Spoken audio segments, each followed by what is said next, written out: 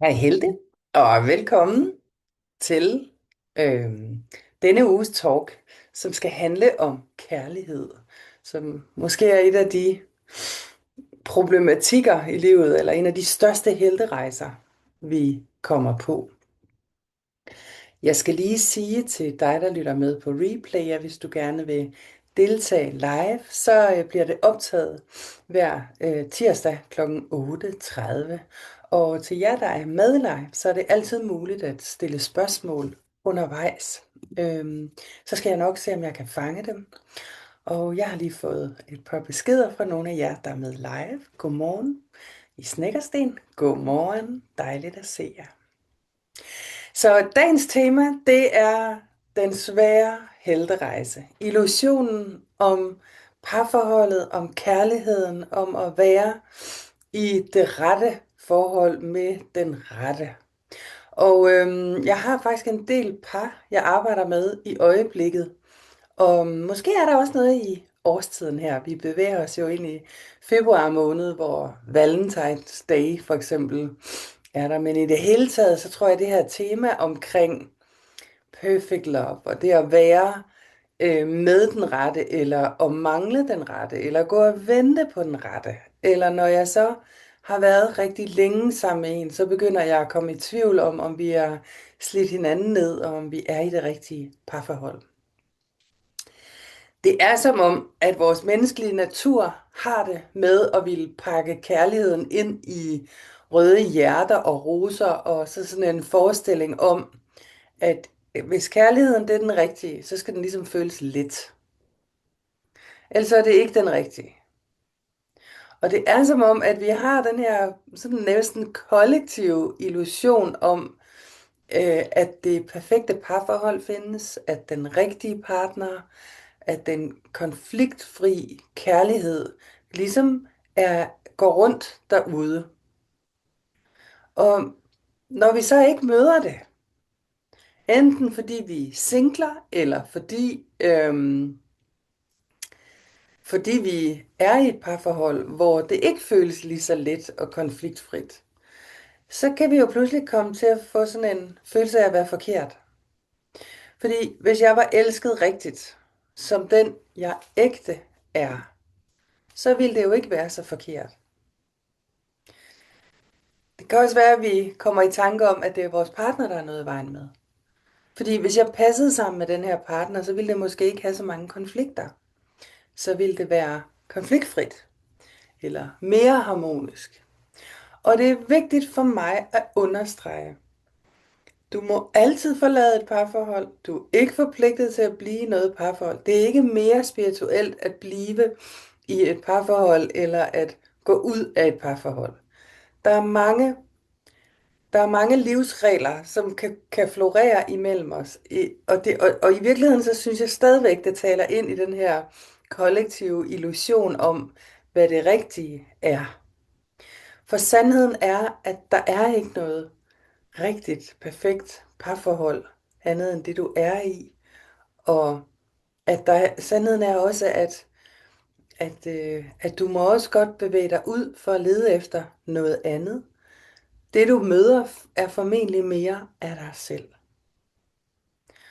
Og det er rigtigt, at mere af dig selv kan jo give færre konflikter, mere fred og harmoni, eller det kan også være, at der er en grænsesætning, der bliver sat på en anden måde. Det kan også være, at du møder mere passion, eller mere loyalitet. Men i bund og grund, så er det en spejling og en rejse ind i dig selv. Et kursus i mirakler vil sige, every meeting is a lesson in love. Så hver eneste relation, du har, er en undervisning i at blive elsket, og i at føle sig elsket. Og i dag, hvis du lytter med her, så har jeg lyst til sådan at invitere dig til at betragte dit forhold til kærlighed, og dit forhold til den her illusion.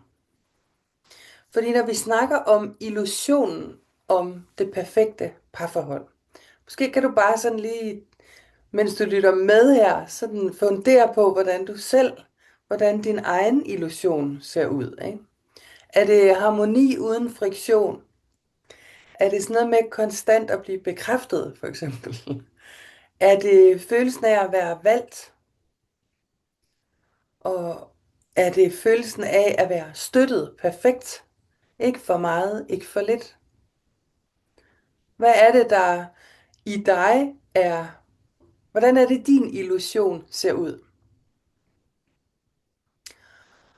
Og hvad sker der så, når virkeligheden rammer, ikke? Og et parforhold aktiverer dit indre sorg, din frygt for at miste, din længsel efter at blive set, din frygt for at blive misforstået, din erfaring af ikke at blive anerkendt for din indsats, din erfaring af, at dine grænser ikke bliver hørt, eller at du er for meget. Når du så bliver mødt af det her, hvad sker der så inde i dig følelsesmæssigt?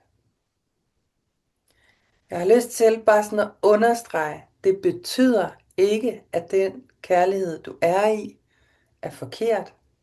Det betyder heller ikke, at de kærlighedshistorier, du har været i, var forkert. Det betyder, at kærligheden er virkelig. Det betyder, at kærligheden var virkelig. For det er sådan her, vi er sammen med den, der kan sove os. Vi har tilbragt tid med dem, der kan vække vores gamle smerter og sorg, vores drager, vores indre børn. Det betyder, at kærligheden er virkelig. Og det er altså ikke i fraværet af konflikten, at vi kan se kærligheden. Men det jeg plejer at sige, det er måden, vi finder sammen igen bagefter. Måden, vi møder hinanden, når det gør ondt. Måden, vi på en eller anden måde bliver siddende i stolen, selv når vi er ved at gå, og selvom hele øh, vores selvom hele vores fornuft siger, nu er det slut, eller det her, det kan ikke lade sig gøre, eller det her, det er ikke ægte kærlighed. Når vi bliver siddende, når vi alligevel er der. Og det er faktisk noget af det, jeg tit oplever med par, når jeg arbejder med dem, det er, at der er sådan en, det kan godt være sådan en blanding af lidt afmagt, sådan en følelse af, at jeg ved ikke, jeg kan ikke se det her for mig.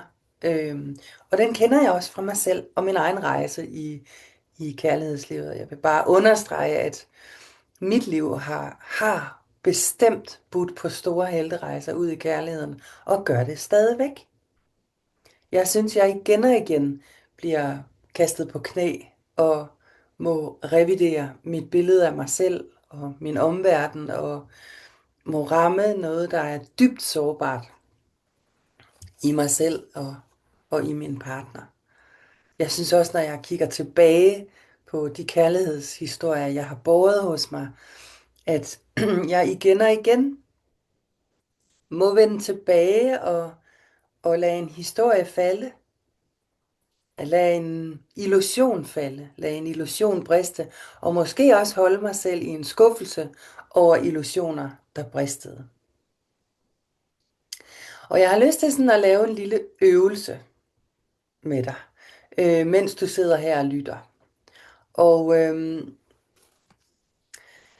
i virkeligheden så handler øvelsen om at invitere dig tilbage til det kan være en nuværende partner, men det kan også være en tidligere partner i dit liv. Og prøv bare sådan, mens du sidder her og lytter og tænk tilbage, hvad kommer sådan, kommer der, hvad kommer op af minder? Kommer der en eller anden tidligere partner, en historie, du måske har gået med? Tænk over,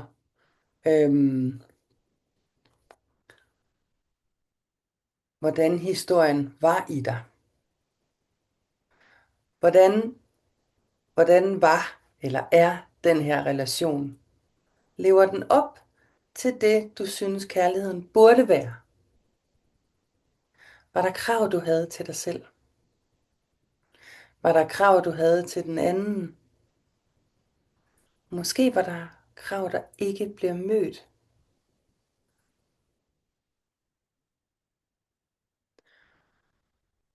Prøv at sådan bare, mens du sidder her og tænker på den her partner, den her relation, bare sådan betragt det med milde øjne. Betragt den anden med milde øjne. Og prøv så at stille dig selv det her spørgsmål. Må jeg få lov at se mig selv, som jeg er i den her relation? Eller som jeg var? Ikke som jeg håbede, jeg ville være, men som jeg var eller er. Og måske kan du også betragte den anden, og et øjeblik lad alle kravene og alle forventningerne og alle illusionerne lige sådan sidde i sofaen et øjeblik, mens du betragter den her anden, du er eller har været i relation til. Og bare sådan bed dig selv om at betragte den anden, som den anden er. Betragt den anden med milde øjne. Med alt det du ved.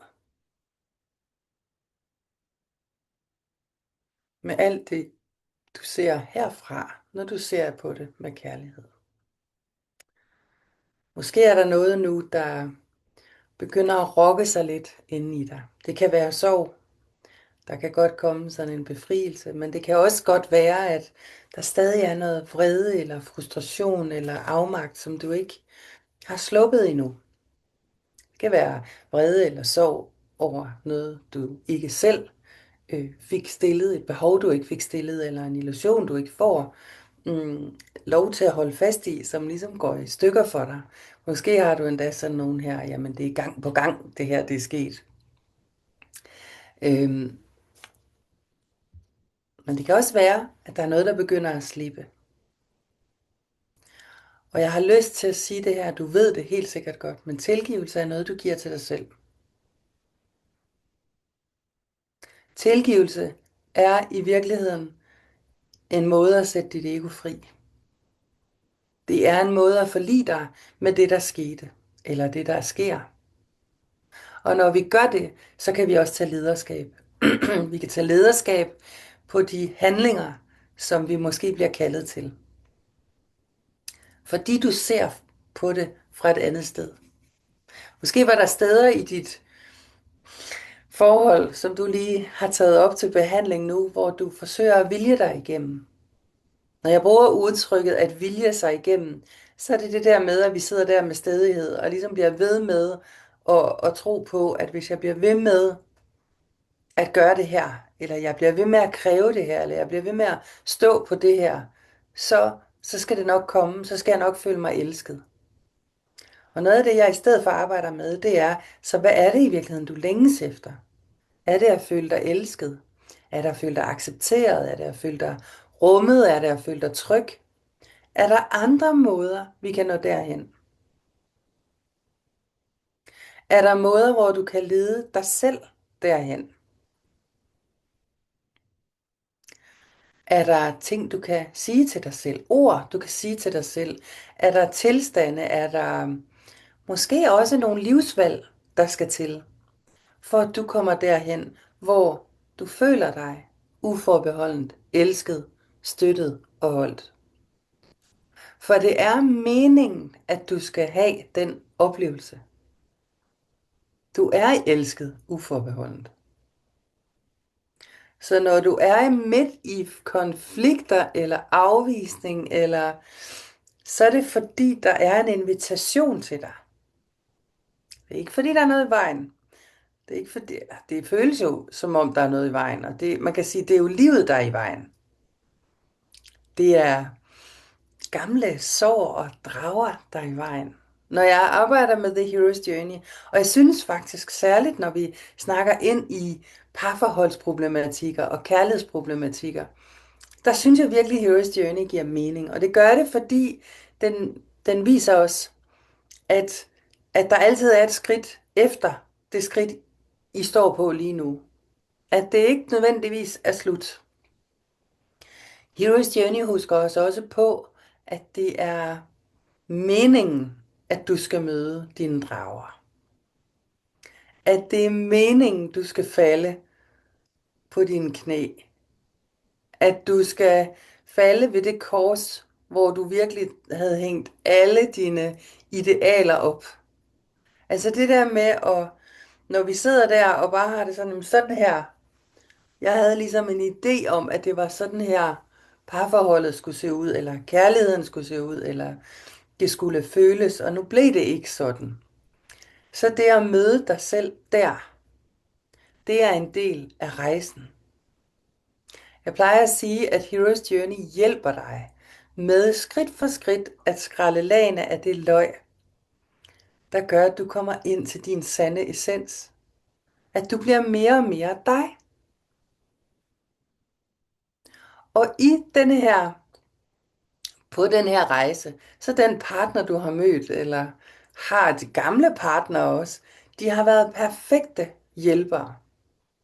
Hvor længe vi skal være hjælper for hinanden, det står der simpelthen ikke noget om i sjælereglerne. Og jeg tror, på en eller anden måde, så er tid ikke så vigtigt her.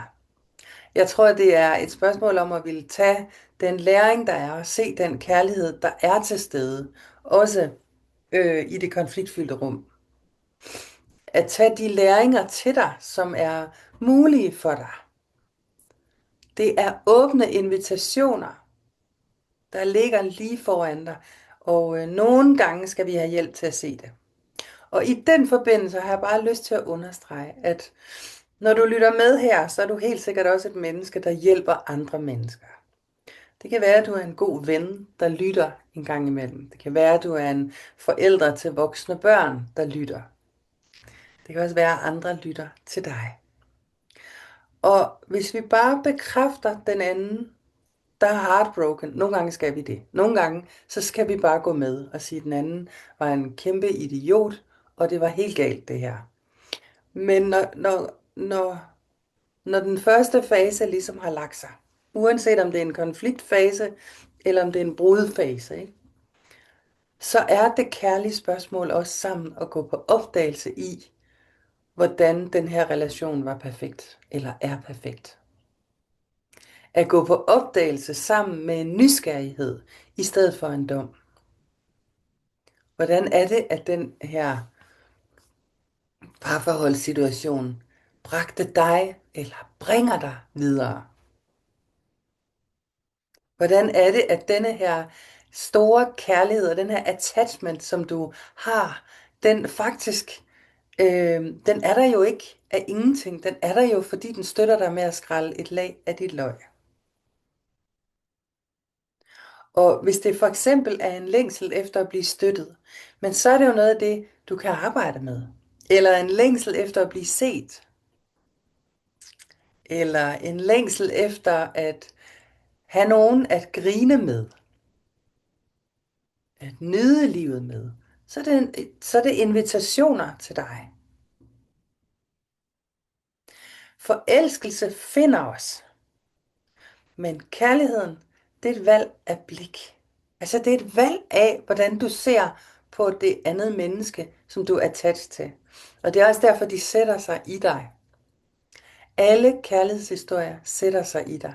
Jeg havde faktisk lige en snak med min 14-årige efternøler, Fritz, om kærligheden, fordi det er sådan en arena, der er ved at åbne sig for ham. Og vi talte om det der med, at hver eneste relation, du har og oplever og giver dig selv, de sidder i dig resten af livet. Også dem, du oplevede, da du var 14 år og famlende i livet, lige så vel som i dine 20'ere og i dine 40'ere og helt op i, og når du bliver ældre op i 50'erne og 60'erne. Ikke? De relationer, du tager ind, der hvor kærligheden er, de bliver boende i dig. Som små vidnesbyrd, som små pejlemærker på den rejse, du er på. Og det er ret smukt, når vi ser det på den måde. Også selvom kærligheden samtidig har det med at få os til at opføre os helt uhyrligt. Og det gør kærlighed.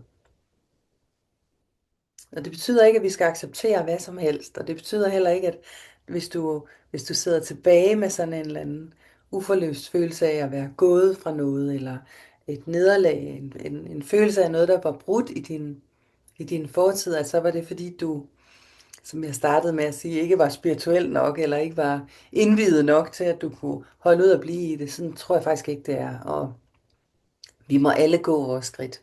Jeg blev skilt, da jeg var knap 30, efter 15 år. Og det var en stor sorg. Men det er ikke noget, jeg nogensinde har fortrudt. Det var præcis, som det skulle være. Vi fik et meget skønt venskab bagefter, og har det den dag i dag. Så det er ikke sådan, at fordi vi... Øhm, det er ikke sådan, at fordi vi har gjort det forbi, eller kom ud af en kærlighedsrelation, at vi så ikke gjorde det godt nok. Men der, hvor man kan sige, du kan måske lade dig inspirere, hvis du lyttede med i dag, så er det at møde dig selv mindre dømmende. Fordi jo ældre vi bliver, og det er også det, jeg ser, både når jeg arbejder med par, men også når jeg arbejder faktisk med voksne mennesker. Nu arbejder jeg jo meget med mennesker, der sådan har taget udviklingsrejser i deres liv. Så kan der kan godt ligge sådan nogle lidt smertefulde historier af bristede illusioner. Og disse smertefulde illusioner, der på en eller anden måde faldt, dem kan du genbesøge, for der er rigtig meget juice i dem til dig. Der er rigtig meget visdom til dig, som din kærlighedshistorie faktisk har at tilbyde dig.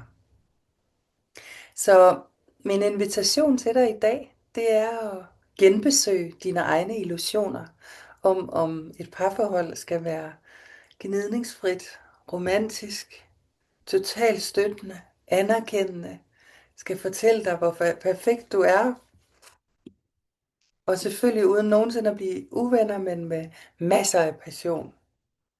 Om det er det krav, du i virkeligheden har sat op som en illusion, og måske bare se på det med kærlighed.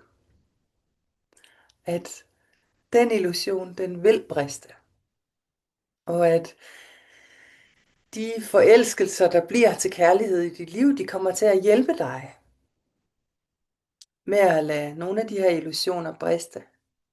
Ikke fordi, at du skal efterlades helt alene, men fordi der bag det her er en kærlighed, der er større, der er mere universel, som står langt stærkere.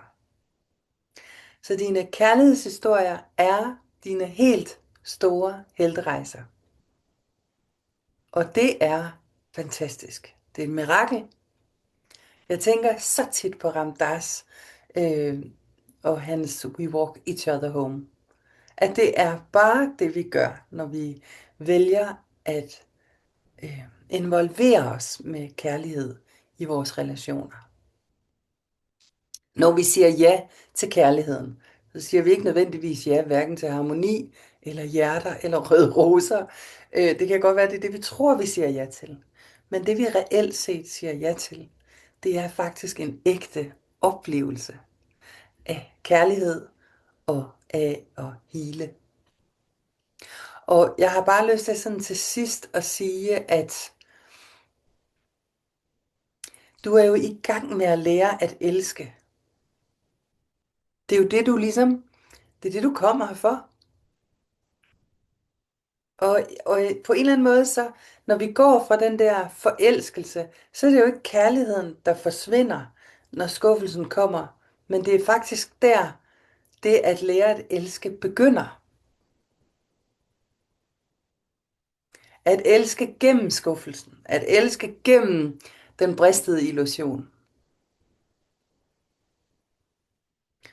Og når vi begynder at se os selv som et menneske, der er ved at lære at elske, så begynder vi også at betragte både nuværende og tidligere, og måske også fremtidige partnere, som lærermestre. Og det er det der lille change of perspective, som jeg altid snakker om. Det er her, hvor tingene virkelig kan begynde at ske. Så kærlighed, det er ikke noget, du finder. Det er noget, du vælger at se. For det er der hele tiden. Uanset hvor du er henne. Det var dagens heltetalk til dig. Jeg håber, du blev inspireret til at besøge kærligheden og dine illusioner om kærlighed endnu en gang. Jeg håber også, du bliver inspireret til at støtte andre på deres helterejse. For det er jo faktisk det, jeg er her for. Det er det, du lytter til det her for. Det er fordi, at we walk each other home. Det er fordi, vi støtter hinanden i at se livet som den fantastiske og magiske helterejse, det er.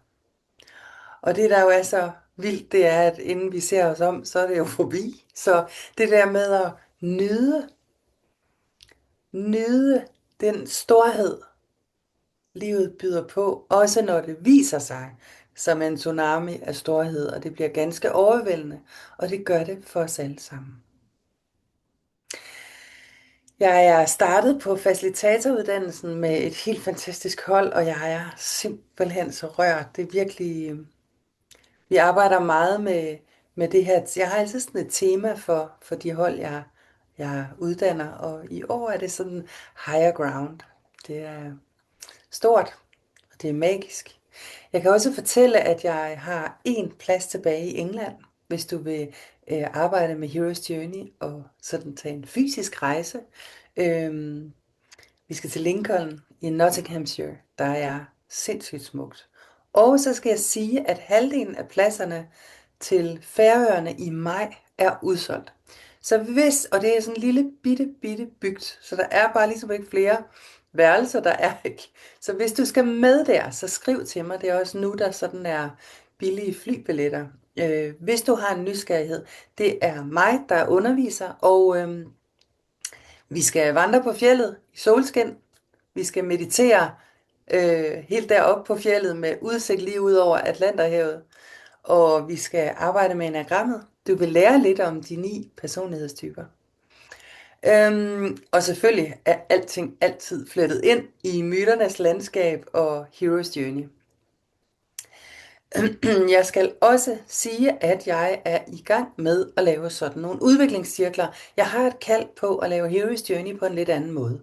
Og de her udviklingscirkler, vi bliver ikke mere end 7 til 9 stykker på holdet, og vi mødes en gang om måneden. Jeg vil prøve at lave både et fysisk her i København, og så måske et, hvor vi arbejder på Zoom. Og mit ønske er, at vi arbejder følges ad i et år. Det jeg vil gøre, det der er mit ønske, det er, at jeg laver nogle grupper, hvor vi kan støtte hinanden. Og der skal vi arbejde med Hero's Journey, enagrammet. Vi skal arbejde med din udvikling. Vi skal arbejde med dit kald. Vi skal arbejde med et kursus i mirakler, og vi skal arbejde med de fortællinger i dig, som sidder fast, og dem, som måske skal genforhandles. Der er også rigtig mange i øjeblikket, der booker 1-til-1. Det er bestemt muligt. Der kan være lidt venteliste, men tjek ind på min hjemmeside på nannaaskov.dk.